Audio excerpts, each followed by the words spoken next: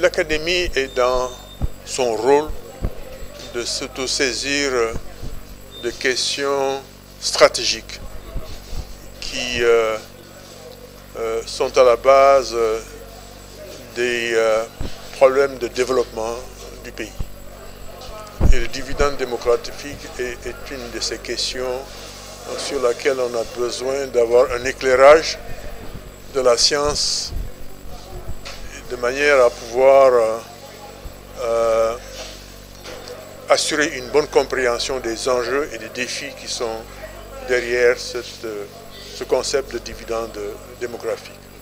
Donc c'est l'objet de cette réunion pour qu'entre techniciens, qu'entre chercheurs, qu'entre experts de la question, qu'on puisse avoir une bonne compréhension de ces enjeux, de ces défis, qu'on ait une compréhension commune, parce que ce sont des questions qui ont un soubassement quelquefois idéologique et géopolitique qui font qu'il y a beaucoup d'opinions différentes et divergentes. Donc on voudrait, à travers ces journées, bâtir une base consensuelle sur ce qu'on entend par dividende, qu'est-ce qu'il faut faire pour le maîtriser au service du développement du pays.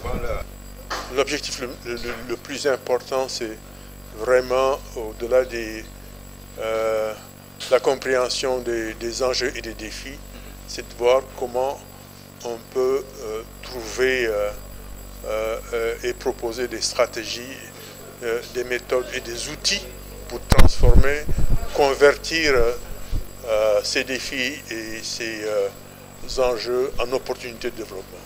Je crois que le travail qui est fait par les chercheurs va dans ce sens. Développer des mécanismes et des outils pour aider les décideurs à prendre les bonnes décisions dans une perspective de développement positif, effectif et durable du pays. Je pense que c'est un chiffre auquel on s'attendait parce que l'ANSD fait des projections et les changements démographiques sont plus ou moins prévisibles. Ça ne change pas rapidement. Quand on connaît le niveau de fécondité, le nombre d'enfants par femme, on connaît le niveau de mortalité.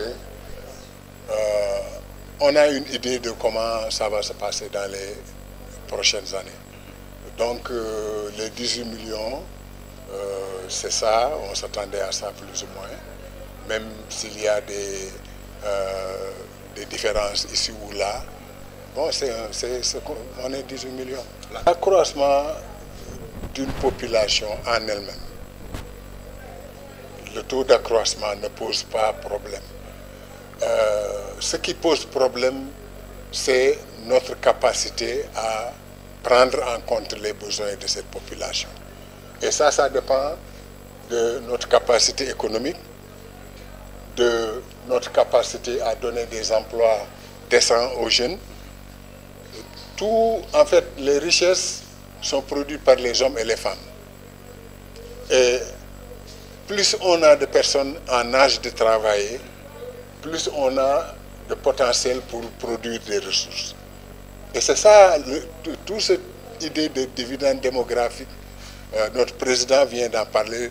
Bon, l'employabilité, c'est une question et tout, mais c'est l'emploi des jeunes qui pose problème. L'Académie, en fait, avait déjà commencé une réflexion il y a longtemps. 2014, l'année solennelle, la séance solennelle, parce qu'ils en font tous les 2 ans ou 3 ans ou 4 ans, la séance solennelle de 2014 de l'Académie des sciences, c'était sur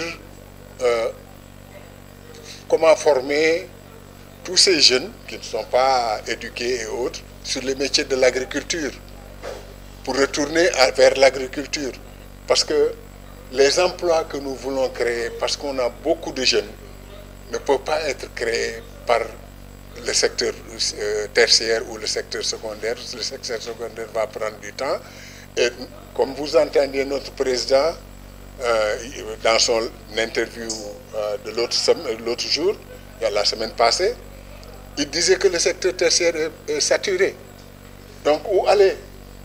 Si on veut créer les emplois qu'il faut aller dans l'agriculture. Ça, c'est un domaine où l'académie réfléchit. On a eu des journées récemment, il y a une semaine, sur la renaissance scientifique de l'Afrique. Et c'était sur la souveraineté alimentaire. L'agriculture, c'est là où on doit chercher les emplois dont nous avons besoin. Et c'est possible. Le CREC, c'est un partenaire scientifique important. Et le sujet que nous sommes en train de débattre est au cœur de leur action. Parce que il s'agit de définir, en fait, de discuter des méthodes, des théories, des stratégies qui sont développées depuis longtemps pour permettre à l'Afrique de jouir de cette configuration spéciale de la transition démographique, qu'on appelle dividende démographique. Comment faire pour l'intégrer dans les plans de développement, dans les politiques, en sorte que justement les problèmes de population-développement posés par cette croissance démographique soient bien pris en compte selon des méthodes scientifiques éprouvées.